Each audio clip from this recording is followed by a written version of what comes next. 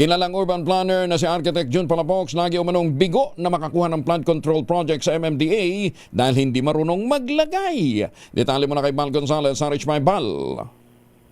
Kaya Angel, naglabas ng pagkadismaya si Filipino architect and urban planner Jun Palafox dahil sa kabiguan nitong makakuha ng anumang proyekto ng MMDA na may kinalaman sana sa pagresolba sa mga pagbaha sa Metro Manila.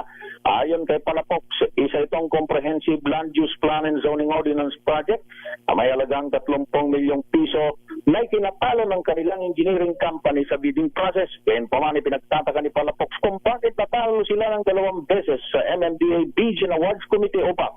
Gayong mas mababang kanilang proposed budget na mula 4 na milyon hanggang 8 milyong piso. Mas mataas din ani ang kalidad ng kanilang proposal, subalit lagi silang nabibigo sila makakuha ng proyekto sa MMDA. Kung ano ang dahilan, Kuya Angel, taas ang sinabi ni Engineer Palafox na natalo sila sa bidding sa proyektong ito noong September 2024 dahil sa kabiguang magbigay ng lagay para makupo sana ang proyekto. Narito pakinggan natin si Engineer Palafox. Kasi nakaka-frustrate. Pero bakit, sir? Sa tingin nyo? We spend time for technical proposal and financial competitive. Natatalo pa rin kami ng Bids and Awards Committee ng MMDA. Why, sir? Sa tingin nyo? Even public works.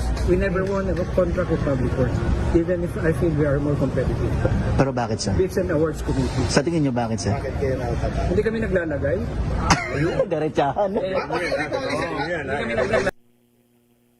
Ako si Bal Gonzales, DJ Rich, una sa Pilipinas, una sa Pilipino. Magandang umaga, Pilipinas!